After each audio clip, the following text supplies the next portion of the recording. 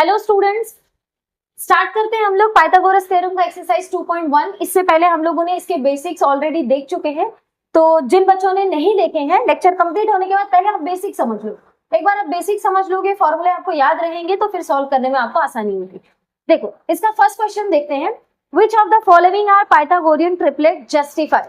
हम लोगों ने ऑलरेडी बेसिक में देख चुके हैं कि पाइथागोरस होने के लिए क्या कंडीशन है। पहला क्वेश्चन आपको 3, 5, 4, ठीक है। सेकंड क्वेश्चन आपको क्या दिया गया है, 4, 9, 12, 4, 9, 12। थर्ड क्वेश्चन दिया है, थर्ड क्वेश्चन दिया है 5, 12, 13 एंड फोर्थ क्वेश्चन है 24, 70 और 74। ठीक है, स्टार्ट करते हैं।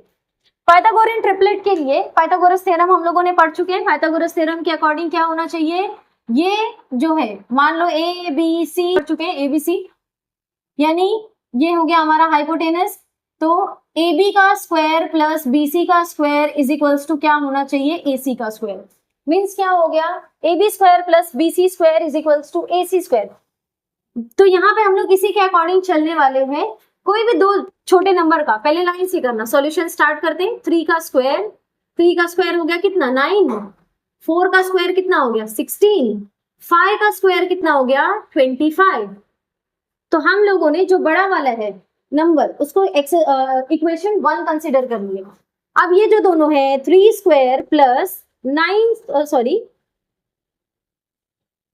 3 स्क्वायर प्लस 4 स्क्वायर। 3 का स्क्वायर कितना आया, 9 प्लस 4 का स्क्वायर आया 16, दोनों मिला के कितना हुआ, 25।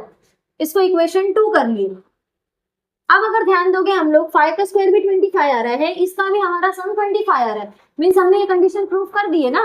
तो यहाँ पे क्या लिखेंगे, फ्रॉम 1 एंड 2 क्या प्रूव हो गया कि जो 3 स्क्वायर है plus 4 square is equals to कितना आ रहा है, 5 स्क्वायर। इसलिए हम लोग यहाँ पे क्या लिख सकते हैं, therefore it is a Pythagorean triplet। Easy question है ना। चलो नेक्स्ट क्वेश्चन देखते हैं। नेक्स्ट क्वेश्चन क्या दिया हमें, 4, 9, 12 कैसे करना था। सबसे पहले क्या लेना था, सबसे पहले तो छोटा नंबर लेना था 4 स्क्वायर, फिर 9 स्क्वायर, 12 स्क्वायर। 4 का स्क्वायर 16, 9 का स्क्वायर 81, 12 का स्क्वायर 144। अब क्या करेंगे हम लोग, जो सबसे बड़ा वाला था हम लोग उसे कंसीडर कर लेंगे इक्वेशन नंबर 1। फिर चेक करेंगे कि ये दोनों जो छोटे स्क्वायर्स आए थे वो इसके इज इक्वल्स टू में आ रहे हैं या नहीं। तो 4 square plus 9 square is equals to 16 plus 81। 6 और 1 कितना हो गया, 7। 8 और 1 कितना हो गया, 4 square plus 9 square is not equal to 12 square. Therefore it is not a Pythagorean triplet. Easy है। चलिए आ गया तो ठीक है, नहीं आया तो नोट लगा के लिख दिए। नेक्स्ट देखते हैं। अच्छा, इसमें आप लोगों ने देखे हैं कि इसमें आप लोगों को स्क्वायर मालूम होना जरूरी है। तो नॉर्मली बच्चों को 10 तक तो स्क्वायर मालूम ही होते हैं। जो थोड़े एवरेज बच्चे होते हैं उन्हें 15 से 20 तक मालूम होते हैं। उसके अलावा अगर हमें नहीं आ रहा है, बड़ा नंबर है, तो इसका स्क्वायर कैसे निकालते हैं अभी हम लोग देखते हैं। ठीक है, सबसे पहले 5 का, यहाँ पे हम लोग चेक करेंगे सबसे छोटा नंबर कौन सा है, 5। 5 का स्क्वायर इज इक्वल टू 12 का स्क्वायर इज इक्वल टू कितना, 13 का स्क्वायर। 5 का स्क्वायर मिल गया 25। 12 का स्क्वायर कितना होता है स्टूडेंट्स, 12 का स्क्वायर 144 होता है और 13 का स्क्वायर 169। ठीक है, अब क्या करेंगे हम लोग, लिख लेंगे इसको सबसे first equation, 5 square plus 12 square. 5 का स्क्वायर कितना था, 25 प्लस 12 का स्क्वायर कितना था, 144 इज इक्वल्स टू, प्लस करके देखो 5 और 4 9, 2 प्लस 4 6, 169 आ गया। इसका मतलब ये क्या है, पाइथागोरियन ट्रिपलेट है। Therefore 5 square plus 12 square is equals to 13 square. किस बेसिस पे हम लोगों ने लिखे, from 1 and 2। Therefore, it is a Pythagorean triplet.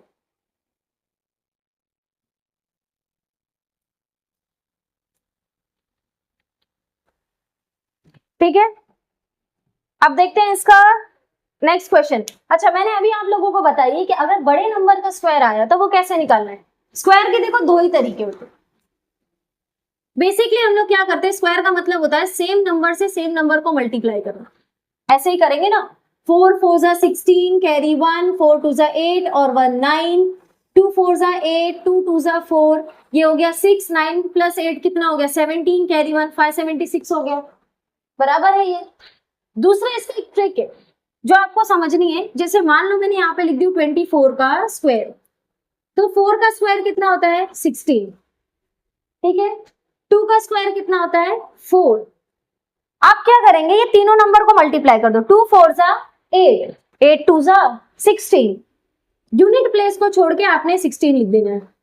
6 6 और 1 7, 4 और 1 5, यानी कितना मिल गया हमें 24 का स्क्वायर कितना मिल गया 576। फर्स्ट टाइम है, शायद आपको थोड़ा टफ लगे। 70 का स्क्वायर तो निकालने की जरूरत नहीं है। क्यों नहीं जरूरत है, 7 का स्क्वायर तो आता है ना, 7 7 जा 49, जीरो के साथ हमने डबल जीरो यूज किए। अब ट्राई करते हैं किसका 74 के लिए, सेम यही ट्रिक ट्राई करेंगे किसके लिए 74 के लिए। तो जरा यहाँ पे दिमाग चलाओ अपना। 74 क्या करना था, 4 का स्क्वायर 16, 7 का स्क्वायर 49। अब क्या करेंगे, हम लोग सबको मल्टीप्लाई कर देंगे। 7 4 जा 28, 28 2 जा 56, यूनिट प्लेस को छोड़ के 56 को लिख देना है। ये हो गया 6 7 5 4 7 6, यानी कि 74 का स्क्वायर कितना हो गया 5 4 7 6, ठीक है 5 4 7 6। इसे हम लोग क्या करेंगे, इक्वेशन 1 बनाएंगे। क्या लिखेंगे अभी हम लोग, 24 का स्क्वायर प्लस 70 का स्क्वायर इज इक्वल्स टू, 24 का स्क्वायर कितना है स्टूडेंट्स 576, 70 का स्क्वायर है 4900, प्लस किए तो कितना आंसर आ रहा है देखो 6 7 5 and 9 14, 14 का 4 कैरी 1, 5 4 7 6 आ गया ये। तो अगेन हम लोग क्या लिखेंगे, therefore 24 square plus 70 square is equals to किसका square 74 square, therefore it is a Pythagorean triplet. Easy question है, आई होप कि आगे के दोनों क्वेश्चन आप लोग कर लेंगे। ठीक है, इसे लिख लो या फिर इसका एक स्क्रीनशॉट ले लो, फिर आगे के क्वेश्चन की तरफ बढ़ते हैं। सो सेकंड क्वेश्चन स्टार्ट करते हैं। क्या दिया गया है, इन एडजॉइनिंग फिगर MNP 90 है, सेगमेंट NQ परपेंडिकुलर है हाइपोटेन्यूस MP या सेगमेंट NP पे। सेगमेंट MQ का वैल्यू कितना दिया हुआ है 9, सेगमेंट QP का वैल्यू दिया हुआ है 4, NQ फाइंड आउट करना है।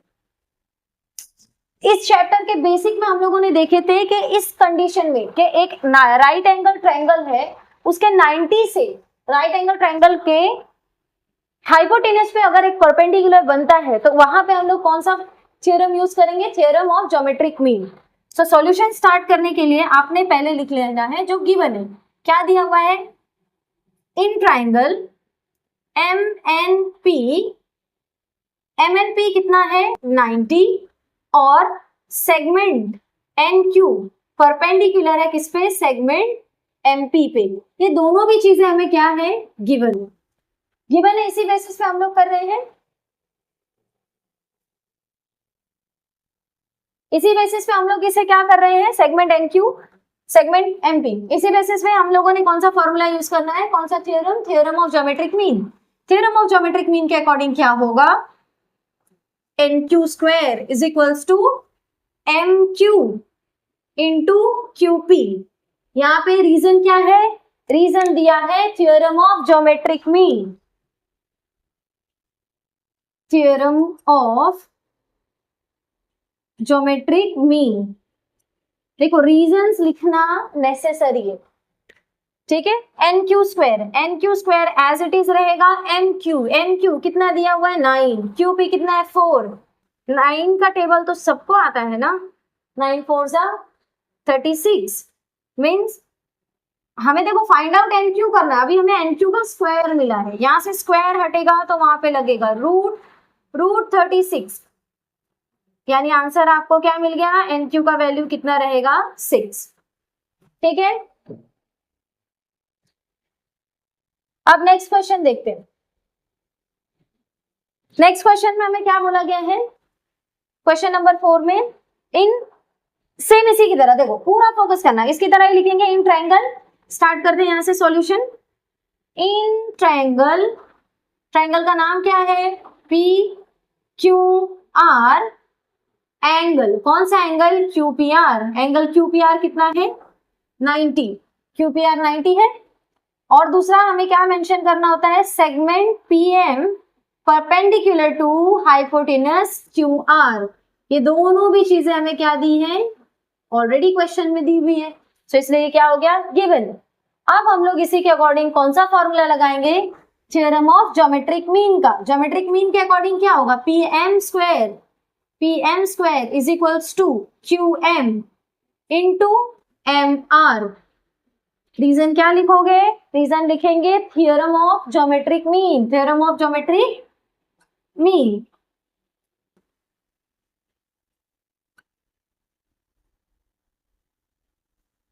थ्योरम ऑफ ज्योमेट्रिक मीन के अकॉर्डिंग क्या हो गया, पीएम स्क्वायर, उसकी जगह पे हम लोग क्या लिखेंगे, वहां लिखेंगे 10 का square is equals to QM, QM कितना है 8 इंटू एमआर, एमआर तो नहीं मालूम है, हम लोगों ने एज इट इज लिख दिए।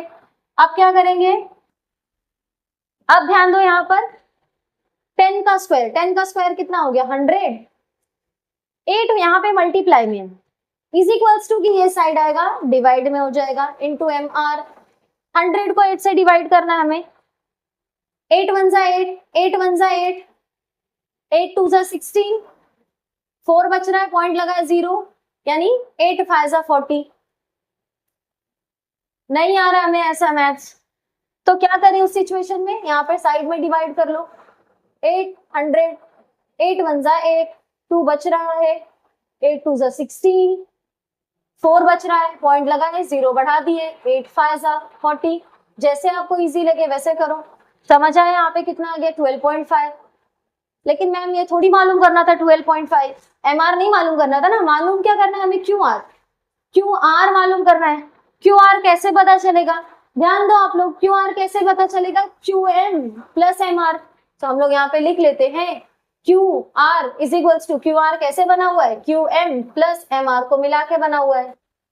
एमआर की वैल्यू तो हमें ऑलरेडी दी हुई थी, सॉरी क्यूएम की वैल्यू कितनी दी हुई है 8, एमआर की वैल्यू हम लोगों ने फाइंड की 12.5, तो क्यूआर की वैल्यू कितनी हो गई 12 और प्लस 8 कितना हो गया 20.5।